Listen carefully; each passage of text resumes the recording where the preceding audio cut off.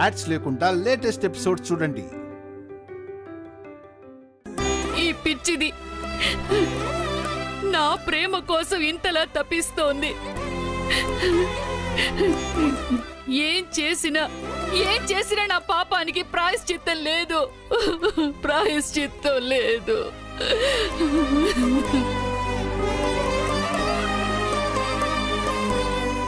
ఈ ముసల్ది ప్లేట్ ఫిరాయించింది.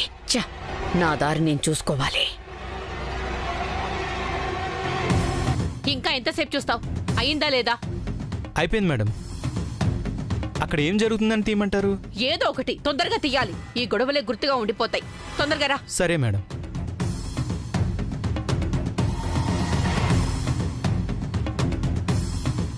ఏమైంది? Okay madam. రారా. చిన్నప్పటి నుంచి ఏ రోజు నిన్ను అభిమానించింది లేదు. ఒక్కరోజు కూడా నిన్ను ప్రేమగా చూసింది లేదు. కానీ నువ్వింకా నా ప్రేమ కోసం ఎదురు చూస్తున్నావు. ఇప్పటికీ కూడా నేను మారకపోతే ఆ భగవంతుడు కూడా నన్ను క్షమించడు. నేను మారాను.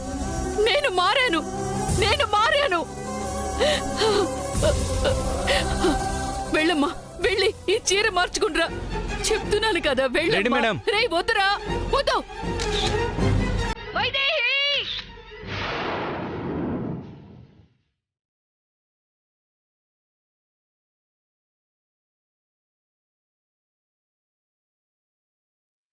నానమ్మా, వైదేహి, నీకేం కాలేదు కదా? ఏం కాలేదు కదా? నీకేం కాలేదు కదా? అమ్మా వైదేహి, ఏం కాలేదు కదా తల్లి? నీకేం కాలేదు కదా? నీకేం కాలేదు కదమ్మా? నాకేం కాలేదు నానమ్మా, నేను బాగానే ఉన్నాను. తీసింది ఫోటోనే కదా, దానికి ఎందుకు అంత భయపడిపోవడం? తీసింది ఫోటోనే, కానీ ఆ వెలుతురు చీర మీద పడితే మంటలు పుడతాయి. వైదేహి కాలిపోతుంది. ఆ దేవుడి దయ వల్ల ఏమీ కాలేదు. ఏమీ కాదు నానమ్మా, మా మావయ్య గారి ఆశీర్వాదం ఎప్పుడు నన్ను కాపాడుతూనే ఉంటుంది. ఏమీ కాదు.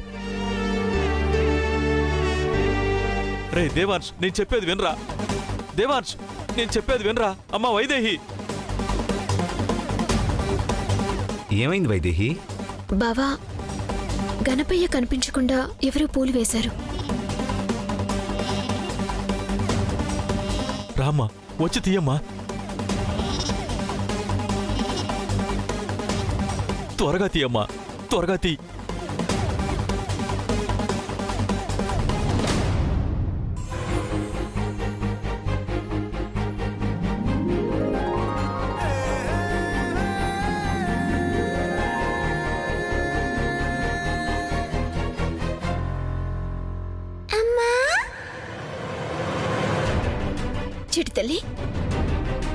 చిట్టి తల్లి, చెప్పు చిట్టి తల్లి, నువ్వు ఇప్పుడు మాట్లాడుతున్నావా? అమ్మా, పుట్టింటి పసుపు కుంకాలతో ప్రాణాలు తీస్తారన్నాను కదా. పసుపు కుంకాలంటే పసుపు కుంకాలని కాదమ్మా, పసుపు కుంకాలతో తెచ్చిన పుట్టింటి పట్టు చీరతో మనల్ని తగలబెట్టిపోతున్నారు.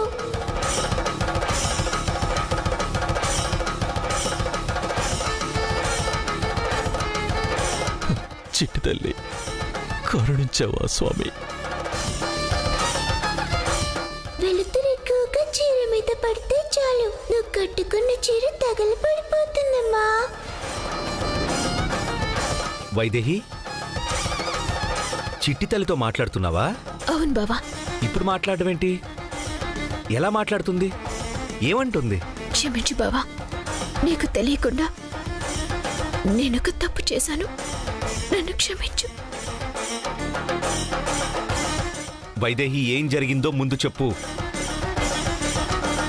ఏ పసుపు కుంకాలందాలని నా వాళ్ళని ఇక్కడికి పిలిపించాను, అదే పసుపు కుంకాలతో మమ్మల్ని మట్టు పెట్టాలని చూస్తున్నారని రాత్రి నాకు చిట్టి తల్లి చెప్పింది.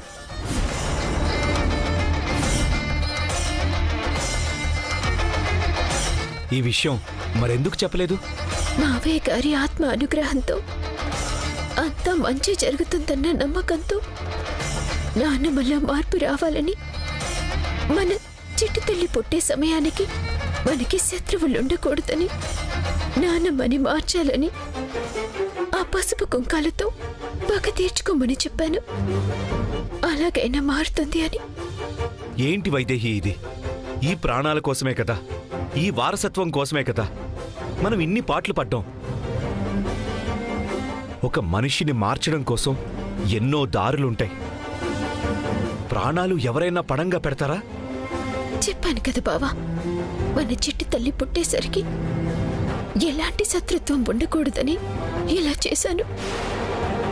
తనకి తన వాళ్ళందరి దగ్గర నుంచి పూర్తి ప్రేమ దక్కాలి. దానికి వేరే మార్గాలున్నాయి, అవి ఆలోచిద్దాం. కానీ ఇలాంటి పిచ్చి ప్రయత్నాలు మాత్రం వద్దు వైదేహి.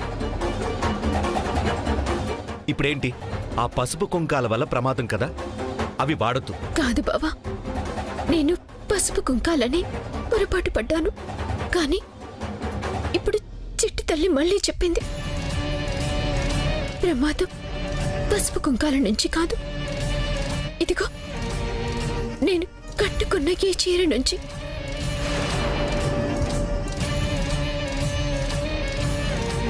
ఈ చీర?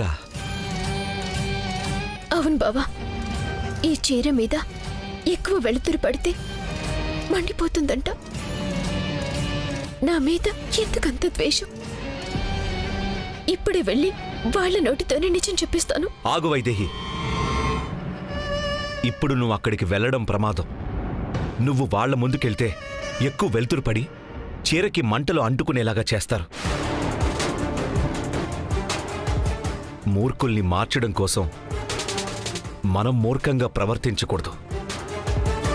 అలా చెప్పు దేవాంశ్, వెళ్ళనివద్దు, అస్సలు వెళ్ళనివద్దురా. ఏం చేస్తుందో అది చూస్తాను బావా.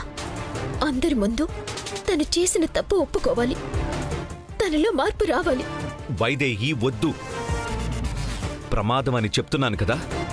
తెలిసి తెలిసి మంటల్లో తగలబడతా అంటే ఎలా అంగీకరిస్తా అనుకున్నావు? మరి నానమ్మని ఎలా మారుస్తాం బావా, ఎలా మారుస్తాం? మారుతుంది. తన దృష్టిలో నువ్వు కట్టుకున్న చీర తను తెచ్చిందే కదా. అవును బావా. నేను తెచ్చింది కూడా ఇదే చీర కదా. దీని బదులు ఆ చీర కట్టుకో. అందరి దృష్టిలో పుట్టింటి చీర కట్టుకున్నట్టు ఉంటుంది. నీకు ప్రమాదము ఉండదు. వెళ్ళు వైదేహి, వెళ్ళి చీర మార్చుకునిరా. వెళ్ళమ్మా.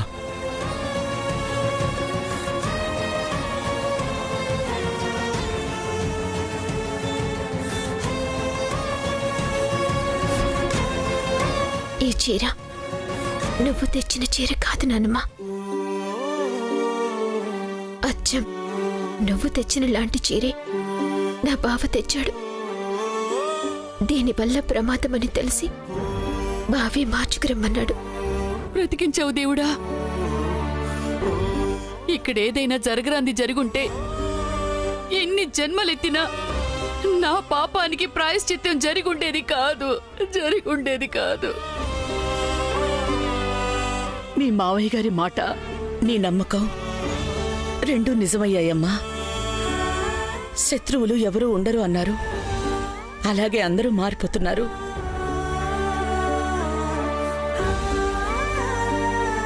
స్వాహా ఎక్కడా? స్వాహా, స్వాహా.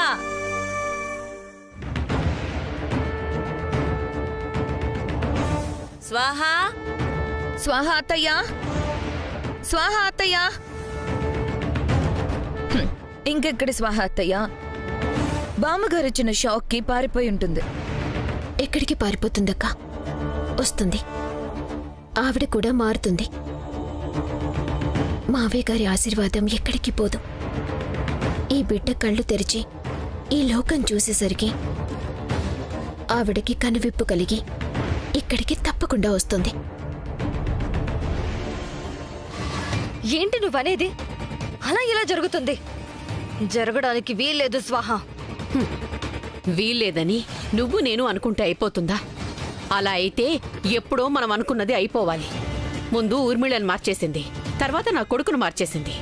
చివరికి ఆ ముసల్దాన్ని కూడా మార్చేసింది. ఆ ముసల్ది మారిపోవడం ఏంటి స్వాహ? పగ ప్రతీకారమని తెగ రగిలిపోయింది కదా, అంత ఈజీగా ఎలా మారిపోయింది?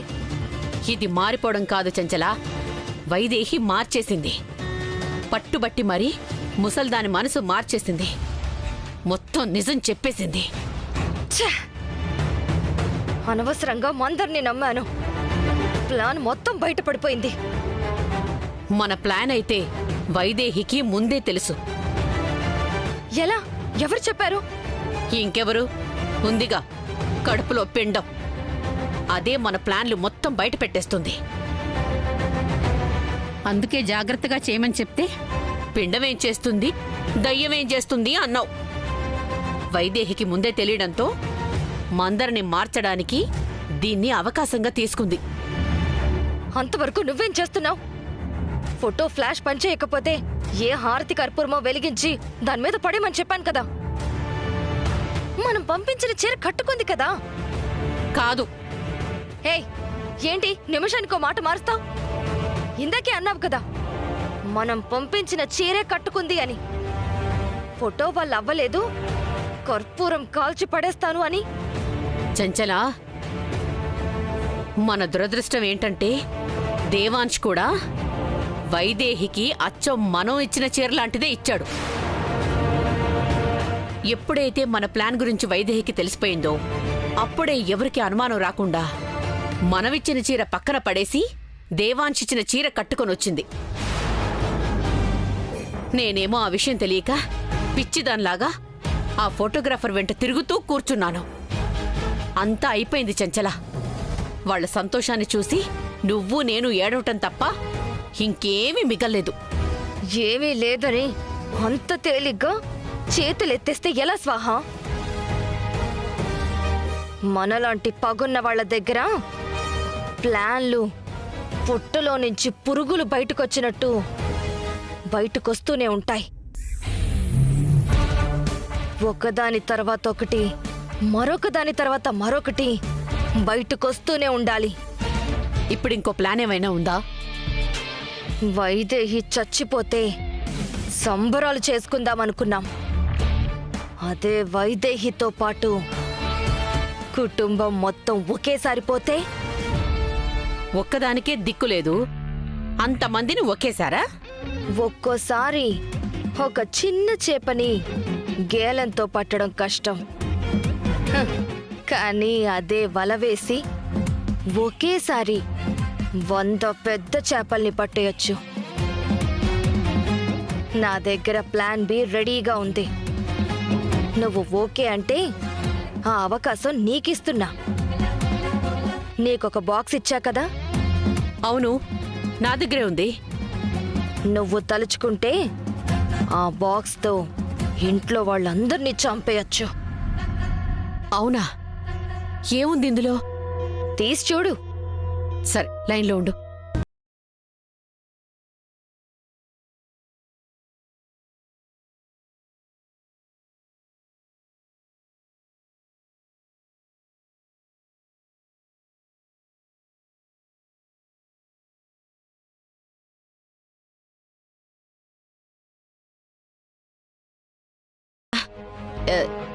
ఏదో బెల్ట్లా ఉంది. అది నీ నడుంకి కట్టుకో. నేనెందుకు కట్టుకోవాలి? అయినా ఇది నేను కట్టుకుంటే ఇంట్లో వాళ్ళందరూ ఎందుకు చనిపోతారు? చస్తారు. అందులో పెట్టాల్సింది పెట్టాను. అది నువ్వు నడుంకి కట్టుకుని అందరి ముందుకు వెళ్ళి నిల్చుని అక్కడ ఉన్నావని ఒక్క ఫోన్ చేసి చెప్తే నేనిక్కడి నుంచి రిమోట్తో ఆపరేట్ చేస్తా. అప్పుడు ఆ బెల్ట్ నుంచి లేజర్లు బయటకొచ్చి నీ ఎదురుగా ఉన్న వాళ్ళని ముక్కలు ముక్కలు చేస్తాయి. నిజంగా? నిజం స్వాహ. లేకపోతే నిన్నెందుకు కట్టుకోమంటాను? ఇప్పుడది నువ్వు పెట్టుకుంటే ఒక హ్యూమన్ బాంబుతో సమానం. పేలితే ఇక అంతే. ఏం ఆలోచిస్తున్నావు స్వాహ? చేయడం ఇష్టం లేదా? ఇష్టం లేకపోవడం కాదు, ఎవరితో మొదలు పెడదామా అని చూస్తున్నాను. ఎవరో ఒకరితో మొదలుపెట్టు, కానీ ముందైతే తొందరగా సీమంతం జరిగే చోటుకు వెళ్ళి అందరి ముందు నిలబడి నాకు ఒక్క ఫోన్ చెయ్యి, మిగతాది నేను చూసుకుంటా. అలాగే చెంచల, ఇప్పుడే వెళ్తాను.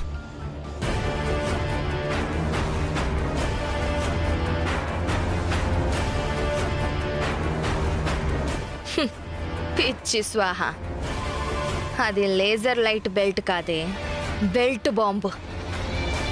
నీతో పాటు అందరూ పోతారు. హ, అప్పుడు ఆ రాజకుటుంబానికి ఏకైక వారసురాల్ని నేనే. ఆస్తి మొత్తం నాదే.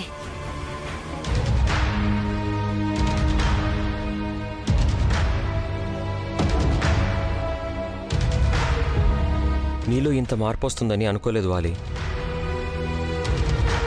నాకైతే నమ్మకం ఉందన్నయ్య. ఇప్పటికే చాలా ఆలస్యమైంది. మనవడా, నువ్వు నా కొడుకువే అయినా నిన్ను మనవడాన్ని పిలవడానికి ఎప్పుడూ మనసు రాలేదు. ఇలాంటి మనవడు ఉంటే ఎంత, పోతే ఎంత అని అసహ్యం వేసేది. ఈరోజు వైదేహి ప్రాణాలు కాపాడ్డానికి పడ్డ తాపత్రయం చూసి నమ్మకం కలిగింది. మనవడా, నువ్వు మారిపోయావు. మీ పెద్దనాన్న ఇక్కడే ఎక్కడో ఉంటూ నిన్ను చూస్తూనే ఉంటారు వాలి. ఆయన కోరిక నెరవేరినందుకు ఖచ్చితంగా సంతోషిస్తూ ఉంటారు. వెళ్ళొస్తాం. ఉండండి. లేదమ్మా, వెళ్ళొస్తాం. ఇంకా ఇక్కడే ఉన్నావే, పదా. నాన్న ఎక్కడికి?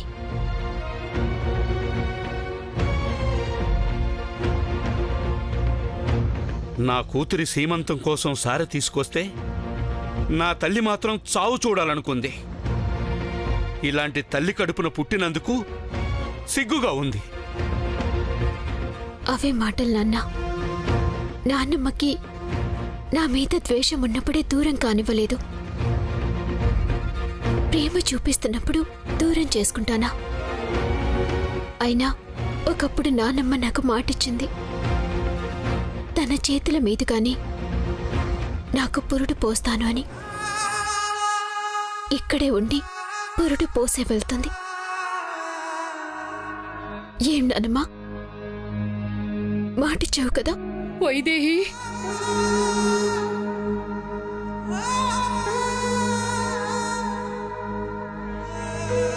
నేను చేసిన పాపాలకి నీ కాళ్లే కాదు, నీ కడుపున పుట్టిన బిడ్డ కాళ్ళు కడిగి నెత్తిన పోసుకున్నా ఆ పాపం పోదు.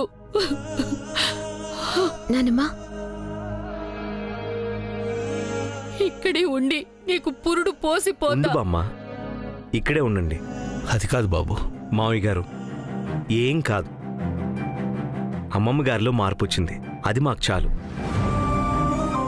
ఇక్కడ అందరం ఎంత సంతోషంగా ఉన్నాం, కానీ ఇంకా మనలో మారని ఒకే ఒక మనిషి ఉంది. అదే మా అమ్మ. ఇంకా ఏం చేయబోతుందో ఏమో. నన్ను అనడానికి నువ్వొక్కడివే మిగిలావో అనుకున్నాను. నువ్వు కూడా అనేసావా? అనరా, అను. అయినా అందరూ మారిపోయాక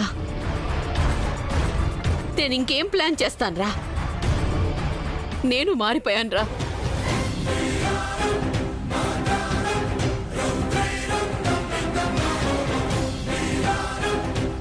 ఏంటి, నువ్వు మారిపోయావా? అవునరా, మారిపోయాన్రా. నువ్వు మారిపోయి, ఊర్మిళ మారిపోయి, నేనొక్క దాన్ని మారకుండా ఏం చేస్తాన్రా? నేను మారిపోయాను. నువ్వు మారిపోయావా? నువ్వా?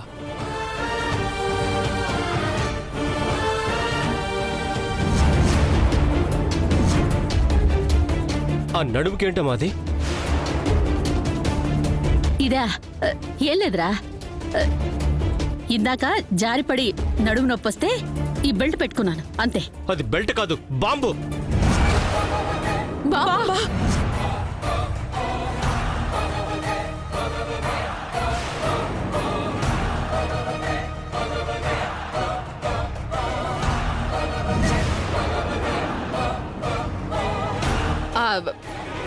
బాంబేం లేదు. రాజలక్ష్మి వెళ్ళే బాంబుది. సరేనండి. ఆగో.